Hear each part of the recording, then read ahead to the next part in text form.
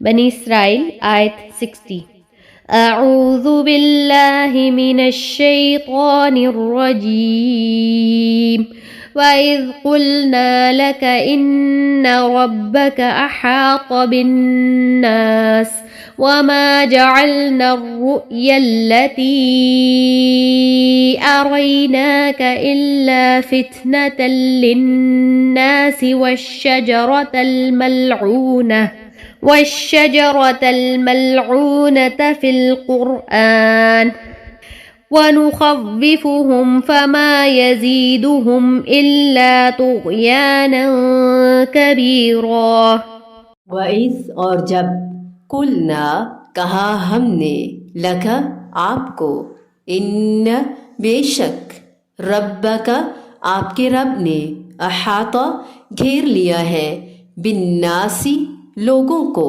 وما اور نہیں جعلنا بنایا ہم نے الرؤیا اس منظر کو التی وہ جو اریناک دکھایا ہم نے آپ کو الا مگر فتنتن ایک آزمائش للناسی لوگوں کے لیے والشجرہ اور اس درخت کو بھی الملعونۃ جو لعنت کیا گیا فی القرآنی قرآن میں ونخوفہم اور ہم ڈراتے ہیں انہیں فما تو نہیں یزیدہم وہ زیادہ کرتا انہیں الا مگر طغیاناً سرکشی میں کبیراً بہت بڑی۔ اور یاد کرو کہ جب ہم نے آپ سے فرما دیا کہ آپ کے رب نے لوگوں کو گھیر لیا ہے، جو رؤیا یعنی ہم نے آپ کو دکھائی تھی وہ لوگوں کے لیے صاف آزمائش ہی تھی، اور اسی طرح وہ درخت بھی جس سے قرآن میں اظہار نفرت کیا گیا ہم انہیں ڈرا رہے ہیں، لیکن یہ انہیں اور بڑی سرکشی میں بڑھا رہا ہے۔ اور یہاں پہ اللہ تعالیٰ کے غلبے اور تصرف میں ہے، جو لوگ اللہ چاہے گا وہی ہوگا، وہ جو چاہیں گے، یعنی یا مراد اہل مکہ ہے کہ وہ اللہ تعالیٰ کے ہی زیر اقتدار ہیں۔ آپ بے خوفی سے تبلیغ رسالت کیجئے، اور وہ آپ صلی اللہ علیہ وآلہ وسلم کا کچھ بھی نہیں بگاڑ سکیں گے، ہم ان سے آپ کی حفاظت فرمائیں گے۔ یا جنگ بدر اور فتح کے موقع پر جس طرح اللہ تعالیٰ نے کفار مکہ کو عبرتناک شکست سے دوچار کیا، اس کو بھی واضح کیا جا رہا ہے۔ صحابہ اور تابعین نے اس رؤیا عینی رؤیت سے مراد معراج کا واقعہ لیا ہے، جو بہت سے کمزور لوگوں کے لیے فتنے کا باعث بن گیا اور وہ مرتد ہو گئے۔ اور درخت سے مراد زقوم تھوہر کا درخت، جس کا مشاہدہ نبی کریم صلی اللہ علیہ وآلہ وسلم نے شب معراج جہنم میں کیا۔ الملعونہ اس سے مراد کھانے والوں پر یعنی جہنمیوں پر لعنت، جیسے دوسرے مقام پر فرمایا ان شجرۃ الزقوم طعام الاسیم، زقوم کا درخت گنہگاروں کا کھانا ہے۔ تو یہاں ہمیں بتایا گیا کہ کافروں کے دلوں میں جو عناد اور خباثت ہے، اس کی وجہ سے نشانیاں دیکھ کر ایمان لانے کی بجائے ان کی سرکشی اور طغیانی میں مزید اضافہ ہو گیا۔ تو یہ درخت بھی فتنہ بن گیا، زقوم کا درخت جو دوزخ کی تہہ سے پیدا ہوگا اور دوزخیوں کو کھانا پڑے گا، جو پیٹ میں ایسی آگ لگائے گا جیسے کہ پانی کھول رہا ہو۔ یہ درخت کفار کے لیے فتنہ بن گیا، اس سے ڈرنے اور پناہ مانگنے کی بجائے الٹا اس کا مذاق بنا لیا کہ لو آگ میں درخت پیدا ہوں گے۔ اور پھر زقوم، کیا یہ بہت بڑا فیشنی پودا ہے؟ مومنانہ طرز عمل، طرز فکر ایسی کسی چیز کو فیشن بنانے کی اجازت نہیں دے سکتی جس کی مماثلت جہنم کے اشاروں، استعاروں یا علامات سے ہو۔ وَإِذْ قُلْنَا لَكَ إِنَّ رَبَّكَ أَحَاطَ بِالنَّاسِ، لوگوں سے مراد کفار مکہ اور ان کا احاطہ کر لینے سے مراد کہ وہ اپنا پورا زور لگانے کے باوجود محمد صلی اللہ علیہ وآلہ وسلم کو کوئی نقصان نہ پہنچا سکیں گے اور نہ ہی پہنچا سکے اور نہ ہی آپ کی دعوت اور تبلیغ کو پھیلنے سے روک سکے۔ اس سے مقصود آپ صلی اللہ علیہ وآلہ وسلم کو حوصلہ دلانا ہے کہ آپ بے خوف اور بے خطر ہو کر اپنی دعوت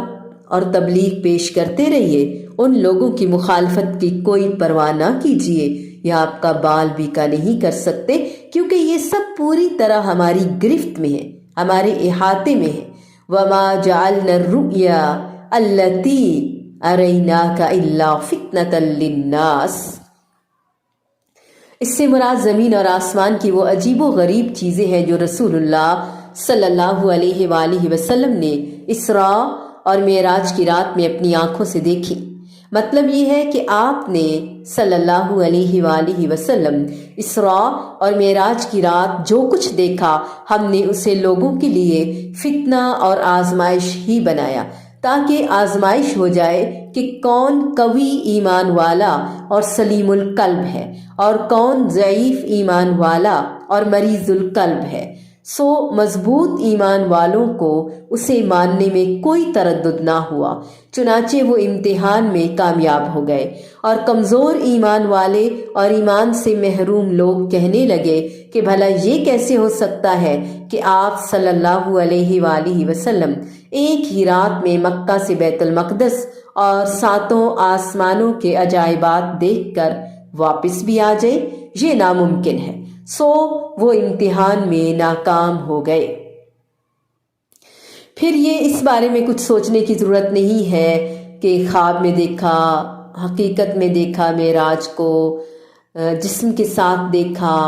کیونکہ اگر آپ صلی اللہ علیہ وآلہ وسلم کہتے کہ میں نے یہ سب کچھ خواب میں دیکھا تو نہ تو کسی کو تعجب ہوتا، نہ ہی کوئی فتنہ اور امتحان ہوتا، کیونکہ خواب تو ہر شخص دیکھتا ہے اور اس میں ناممکن اور محال چیزوں کو بھی دیکھ سکتا ہے۔ امتحان یہی تھا کہ صرف مضبوط اہل ایمان تسلیم کر سکتے تھے کہ اللہ تعالیٰ اپنے نبی کو یہ سب کچھ رات کے ایک تھوڑے سے حصے میں دکھانے پر قادر ہے۔ ابن عباس رضی اللہ تعالی عنہ نے اس بارے میں مزید فرمایا کہ یہ آنکھوں سے دیکھا ہوا منظر تھا جو رسول اللہ صلی اللہ علیہ وآلہ وسلم کو اس رات دکھایا گیا جب آپ کو راتوں رات بیت المقدس لے جایا گیا۔ وَالشَّجَرَةَ الْمَلْعُونَةَ فِي الْقُرْآنِ، یہ بھی آزمائش کا ذریعہ بن گیا ان کے لیے، کیونکہ وہ مان ہی نہیں سکتے کہ بھڑکتی ہوئی آگ کی تہہ میں بھلا کوئی درخت بھی اگ سکتا ہے۔ اس کے برعکس اہل ایمان کو اسے ماننے میں کوئی مشکل ہی نہیں ہوئی، کوئی تردد نہیں ہوا، کیونکہ ان کا ایمان ہے کہ رسول اللہ صلی اللہ علیہ وآلہ وسلم، جبرائیل امین علیہ السلام اور رب العالمین کبھی بھی غلط بیانی نہیں کرتے، اور آگ میں درخت پیدا کرنا، درخت اگانا، یا پھر ابراہیم علیہ السلام کے لیے آگ کو ٹھنڈا کرنا، سلامتی والی بنا دینا، اللہ تعالیٰ کی قدرت کا ادنا سا کرشمہ ہے۔ یہاں زقوم کو شجرہ ملعونہ کہا گیا، اس کا معنی شجرہ مذمومہ، قرآن پاک میں اس کی مذمت کی گئی۔ وَنُخَوِّفُهُمْ فَمَا يَزِيدُهُمْ، ہم کفار کو مختلف طریقوں سے ڈراتے ہیں مگر اس سے انہیں بہت بڑی سرکشی میں اضافے کے سوا کچھ حاصل نہیں ہوتا۔ وَإِذْ قُلْنَا لَكَ إِنَّ رَبَّكَ أَحَاطَ بِالنَّاسِ وَمَا جَعَلْنَا الرُّؤْيَا الَّتِي